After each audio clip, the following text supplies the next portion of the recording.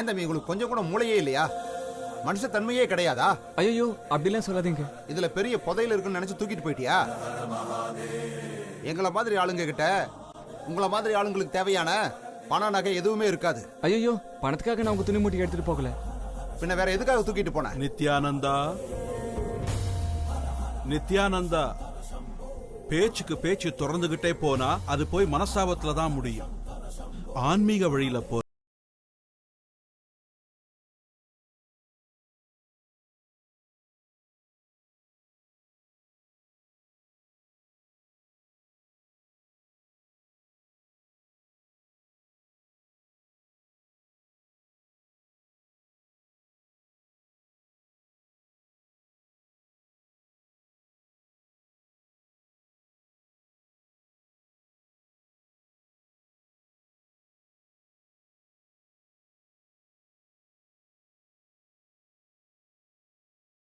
அதனால உங்க பர்மிஷன் இல்லாம எடுத்துட்டு போயிட்டேன். ஆனா அதுக்குன்னு இந்த துணிமுட்டியை நான் திருட்டிட்டு போனேன்னு மட்டும் நினைக்காதீங்க. நான் இதுல எதையும் திருடல. திருட அதுல ஏதாவது இருந்தா தானே? இருந்திருந்தா துணி மூட்டையை நீ திருப்பி கொண்டு வந்திருப்பியா? ஏன் தம்பி, என்னுடைய இந்த துணி மூட்டையில உனக்கு கிடைக்க வேண்டியதெல்லாம் கிடைச்சுதா? ஆமா சுவாமி, கிடைச்சிட்டாங்க. நான் ஆசைப்பட்ட பொண்ணு கிடைச்சிட்டா. நேத்து இந்த துணிமுட்டி எடுத்துட்டு போயிருக்கலனா நான் அவளை கண்டிப்பா இழந்திருப்பேன். எல்லாம் ஆண்டவனோட அருள்னு சொல்லுவாங்களே, அந்த மாதிரி நேத்து என்னைய அறியாம நான் இந்த துணிமுட்டி எடுத்துட்டு போனேன். நேத்து நான் விரும்பின பொண்ணு டாக்டருக்கே தெரியாத ஒரு வியாதியால கஷ்டப்பட்டுட்டு இருந்தா. இந்த மூட்டையில இருந்த ஏதோ ஒரு வேர் எடுத்து அவ தலையில நான் வச்சேன். அவளுக்கு உடனே குணமாயிடுச்சு.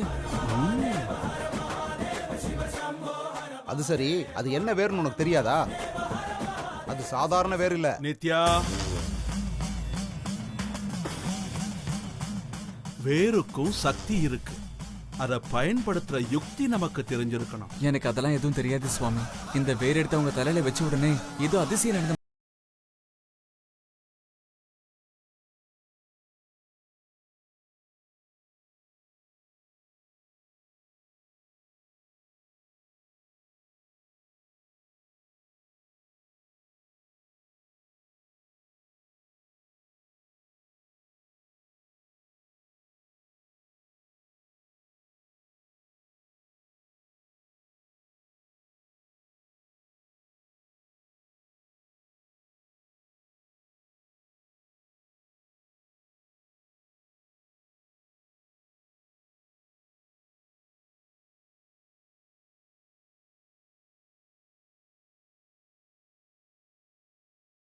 உன்கிட்ட இருக்கிறது தான் உத்தமம். இது அந்த ஆண்டவன் உனக்கு கொடுக்கணும்னு வச்சிருக்கான். அதனால தான் இது தானா உங்கிட்ட.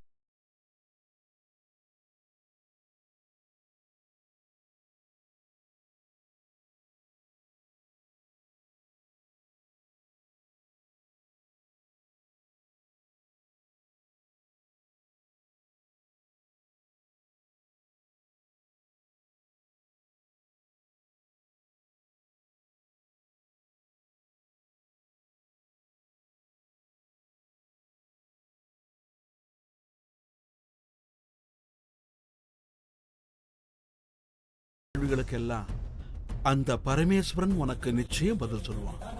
அதுக்கு முதல்ல இந்த வேர் உன்னை விட்டு போகாம எப்பவும் இதை உன் கூடவே வச்சுக்க. சரி சரி, எனக்கு இப்ப அதெல்லாம் வேண்டாம். முதல்ல நான் ஆசைப்பட்ட பொண்ணு எனக்கு கிடைப்பாளா? நான் அவளை கல்யாணம் பண்ணிக்க முடியுமா? என்னாச்சு சுவாமி, ஏன் இப்படி சிரிக்கிறீங்க? யாரு தலையில என்ன எழுதி இருக்கோ அது அப்படித்தான் நடக்கும். குழந்தை கர்ப்பத்தில் இருக்கும் போதே அதை எடுத்து பார்க்கறது தப்பு. காலம் கனியும் போது எப்படி கர்ப்பத்தில் இருக்கிற குழந்தை தானா வெளியே வருமோ அதே மாதிரி நேரம் வரும்போது உனக்கு எல்லாம் புரியும். நீங்க என்ன சொல்றீங்கன்னு எனக்கு ஒண்ணுமே புரியல. புரியலனாலும் பரவாயில்ல. ஆனா நீயா எந்த ஒரு முடிவுக்கும் வராத. போக போக எல்லாமே உனக்கு புரிஞ்சிடும். அந்த பரமேஸ்வர் உனக்கு நல்லதே செய்வார். நீங்க என்ன சொன்னீங்கன்னு எனக்கு ஒண்ணுமே புரியல. ஆனா இது எனக்கு நல்லது செய்யுங்கிறது மட்டும் தெரியுது. Thank you, thank you so much.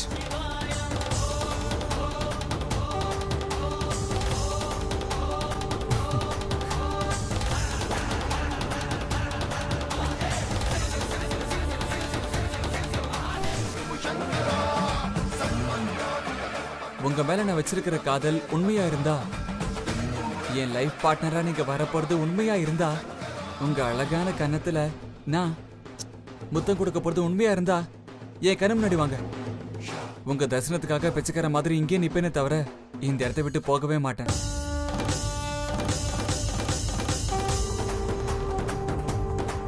வருவீங்க, நிச்சயமா வருவீங்க.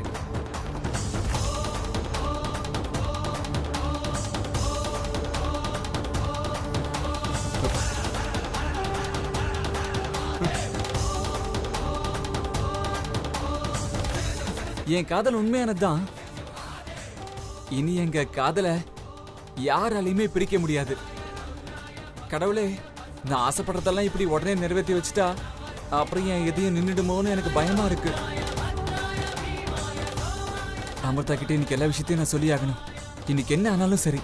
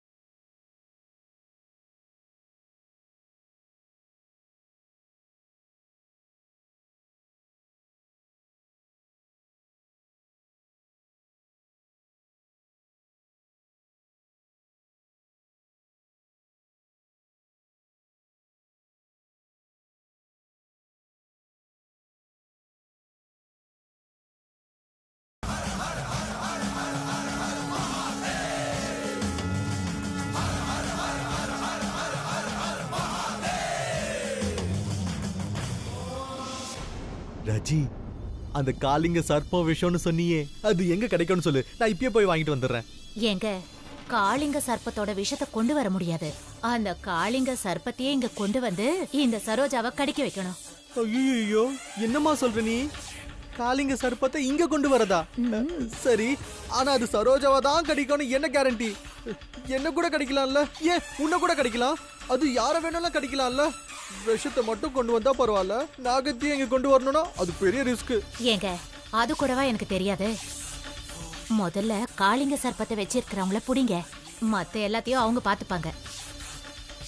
முதல்ல அவங்கள இங்க கூட்டு வர வழிய பாப்போம், மத்ததெல்லாம் அப்புறம் யோசிச்சுக்கலாம். அதெல்லாம் சரிதான். காளிங்க சர்ப்பம் கடிச்சா உயிர் போறது கேரண்டி தானே?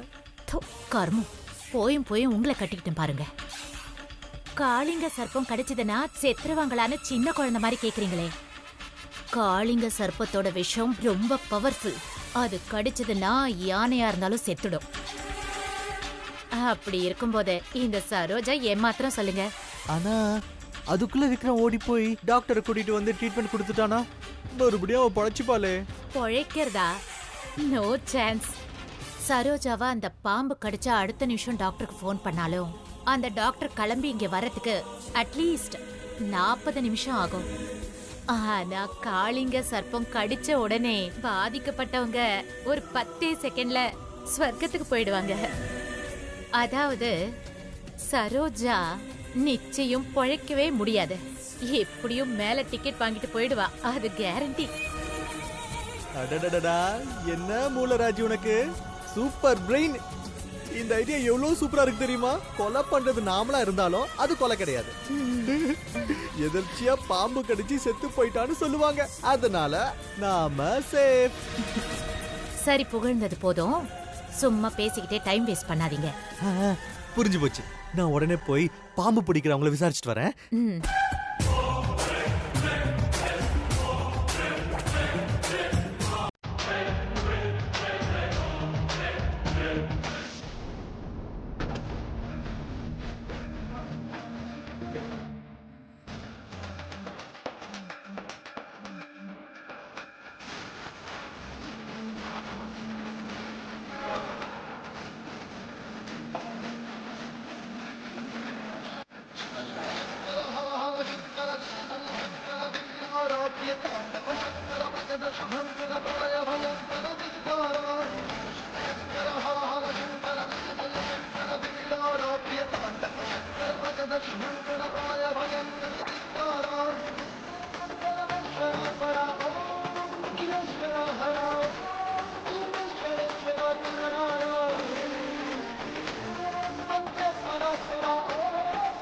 அர்ச்சகரே, எங்க அமிர்தாவுக்கு உடம்பு குணமானா சுவாமிக்கு அர்ச்சனையும் அபிஷேகமும் பண்றோம்னு வேண்டிக்கிட்டோம். அதுக்கு தான் இப்ப கோவிலுக்கு வந்தோம். கோத்திரம் நட்சத்திரம் எல்லாம் சொல்லுங்கப்பா. அமிர்தா மேஷ ராசி. அர்ச்சகரே, எனக்கு ஒரு அர்ச்சனை பண்ணணும். பேர் சொல்லுங்க.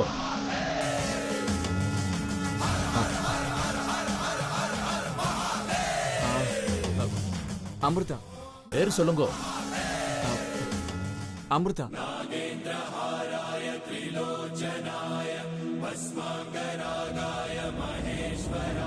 வெறும் பேர் மட்டும் சொன்னா பத்தாதுப்பா. நட்சத்திரம் கோத்திரம் எல்லாத்தையும் சொல்லணும். இல்ல, எனக்கு அவங்களோட பேரு மட்டும்தான் தெரியும். அமிர்தா நாம தேசிய சிவகோத்ரோத் பவுஸ்ய.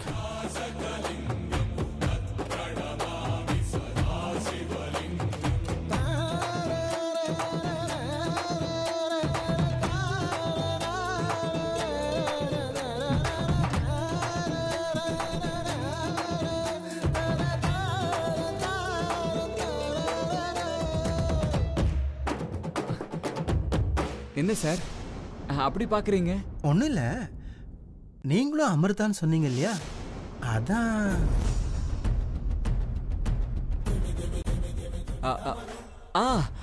அது நான் கல்யாணம் பண்ணிக்க போற பொண்ணோட பேருங்க. ஓ அப்படியா, சரி சரி. இப்போ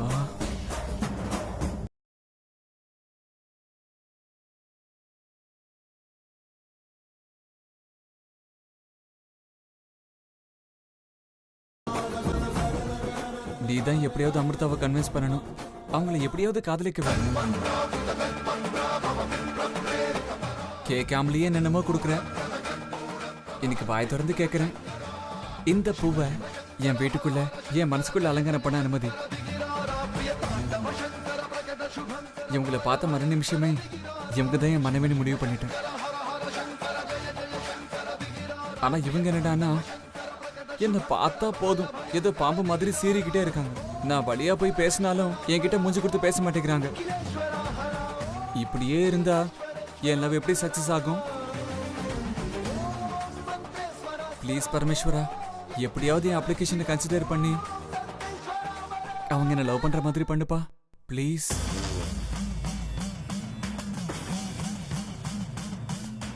நான் இங்க வந்திருக்கிறது என் அப்பா அம்மாவை கொலை பண்ணவங்களை பழி வாங்குறதுக்கு தான். ஆனா இவரு என்ன காதலிக்கிறேன்னு என் பின்னாடியே சுத்திட்டு இருக்காரு. அது மட்டும் இல்ல, என்ன பொண்டாட்டின்னு சொல்லிட்டு இருக்காரு. தயவு செஞ்சு இவரை என்கிட்ட இருந்து தூரமா அனுப்பு. அன்பு பாசம் காதல் எனக்கு எதுவுமே வேண்டாம். பழி வாங்குறது மட்டும்தான் முக்கியம். நான் உன்னை மட்டும்தான் நம்பி வந்திருக்கேன். நான் மனசுல நினைச்சிட்டு இருக்கிற காரியத்தை நல்லபடியா முடிச்சு கொடுக்க வேண்டிய பொறுப்பு உன்னோடது. மனுஷங்களோட எனக்கு எந்த உறவும் வேண்டாம். மனுஷங்களோட சகவாசமே வேண்டாம். எவ்வளவு பெரிய ஆபத்து வந்தாலும் நீதான் என்னை காப்பாத்தணும்.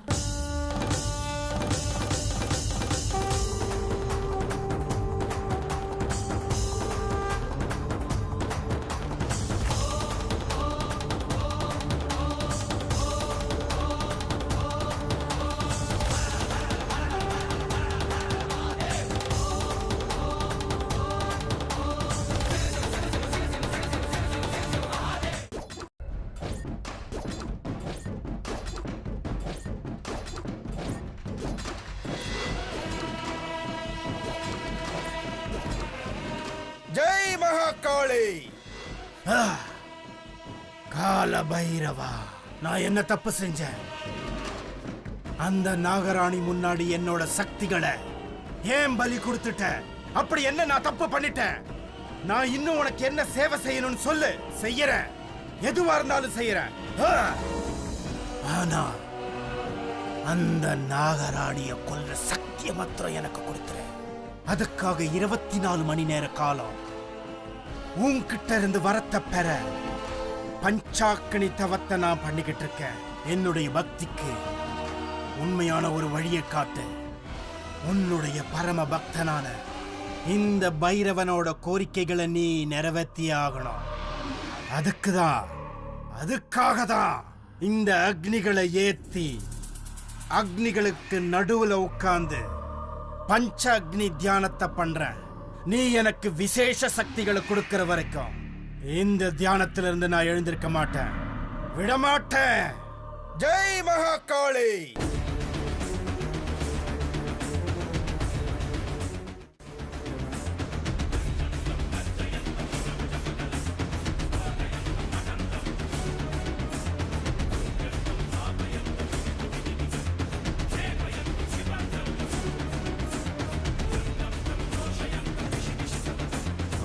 பாபா, என்ன இது? நீங்க என்ன பண்ணிட்டு இருக்கீங்க? உங்களை சுத்தியே எல்லா பக்கமும் அக்னியை வச்சிருக்கீங்க. தவம் பண்றேன். கால பைரவனுக்கு தவம் பண்ணிக்கிட்டு இருக்க ருத்ரா. இதுக்கு பேர் பஞ்சாக்கணி தவம் ருத்ரா. எதுக்காக பாபா? அதுவும் இந்த வெயில் காலத்துல நெருப்புக்கு நடுவில் உட்காந்துருக்கீங்க. ஆமா ருத்ரா, இந்த தவத்துல மனசு மட்டும் இல்ல, உடலையும் நாம வருத்திக்கணும். அதான் எதுக்காகன்னு கேட்கிறேன். எதுக்கா? உனக்கு புரியலையா ருத்ரா? என் வாழ்க்கையிலேயே முதல் முறையா நான் என்னுடைய முயற்சியில தோத்து போயிருக்கேன். என்னோட சக்தியை பலி கொடுத்துட்டேன். என்னுடைய கட்டுப்பாட்டையும் மீறி அந்த நாகராணி உயிர் பிழைச்சிட்டா. அவளை முழுசா என்னுடைய கட்டுப்பாட்டுல நான் கொண்டு வந்தாகணும். அதுக்காக இன்னும் பெரிய சக்தியை நான் அடைஞ்சே தீரணும். அவளை காப்பாத்திக்கிட்டு இருக்க சக்தி எதுன்னு தெரிஞ்சுக்கிறதுக்கு எனக்கு இதை விட பெரிய சக்தி கிடைச்சாகணும். அப்படி ஆகணும்னா அந்த கால பைரவனோட அனுகிரகம் எனக்கு கிடைக்கணும். அப்படி கிடைச்சா மட்டும்தான் அந்த நாகராணியை நான் அழிக்க முடியும். அவளை காப்பாத்திக்கிட்டு இருக்க சக்தியை என்னால முழுசா அழிக்க முடியும். இப்ப உனக்கு புரியுதா எதுக்காக நான் இந்த பஞ்சாக்னி தவத்தை செய்யறேன்னு? சரிங்க பாபா, நீங்க இந்த பஞ்சாக்கினி தவத்தை செஞ்சு இன்னும் பல சக்திகளை அடைவீங்க. அதுக்குள்ள அந்த நாகராணி எங்க ஒளிஞ்சிட்டு இருக்கான்னு கண்டுபிடிக்க நான் முயற்சி பண்றேன். அதுக்காக என் ஆளுங்களை துர்காபுரத்தை சுத்தி இருக்கிற எல்லா கிராமங்களையும் தேட சொல்லி அனுப்பியிருக்கேன் பாபா. இந்த வாட்டி நிச்சயமா அந்த நாகராணி நம்ம கையில சிக்குவா. இனிமேல் அவ என்கிட்ட இருந்து தப்பிக்கவே முடியாத. ஏ நாகராணி, எங்க ஒளிஞ்சுகிட்டு இருக்க? வெளியே வா. பைரவ பாபாவோட சிஷ்யன் உன்னை கொல்றதுக்கு காத்துக்கிட்டு இருக்க. வா, வெளியே வா.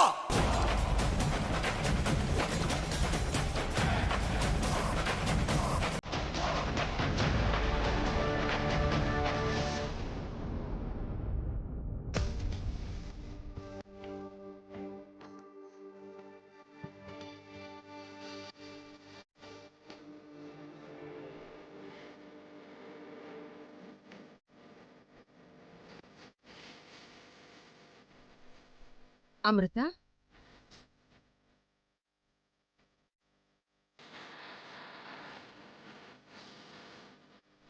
அமிர்தா, நீ இங்கேயே கோவில்ல பிரசாதத்தை வாங்கிக்கிட்டு பிரதட்சணம் பண்ணிட்டு இரு. இங்க பக்கத்துலயே ஒரு ஜோசியர் இருக்காரு, நாங்க அவரை பார்த்துட்டு சீக்கிரம் வந்துடுறோம்.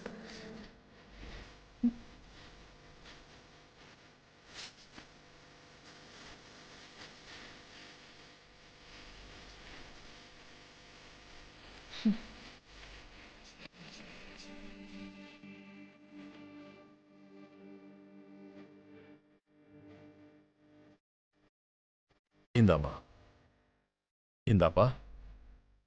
அர்ச்சகரே, என்ன ஆசீர்வாதம் பண்ணுங்க. என்னையும் பண்ணுங்க.